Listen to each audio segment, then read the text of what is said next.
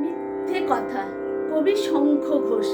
লোকে আমায় ভালোই বলে, দিব্যি চলন সই, দোষের মধ্যে একটু নাকি মিথ্যে কথা কই। ঘাটশিলাতে যাওয়ার পথে ট্রেন ছুটেছে যখন, মায়ের কাছে বাবার কাছে করছি বকম বকম। হঠাৎ দেখি মাঠের মধ্যে চলন্ত সব গাছে এক এক রকম ভঙ্গি ফুটে এক এক রকম নাচে। ওমা দেখো নৃত্যনাট্য। যেই বলেছি আমি, মা বকে দেয়, বড্ড তোমার বেড়েছে ফাজলামি। চিড়িয়াখানায় নাম জানো তো আমার সে জমেশর, আদর করে দেখিয়েছিলেন পশুরাজের কেশর।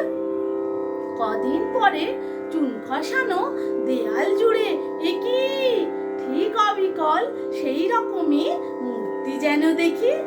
ক্লাসের মধ্যে যেই বলেছি সুরঞ্জনার কাছে, জানিস আমার ঘরের মধ্যে সিংহ বাঁধা আছে, শুনতে পেয়ে দিদিমণি অমনি বলেন, শোনো, এসব কথা আবার যেন না শুনি কখনো।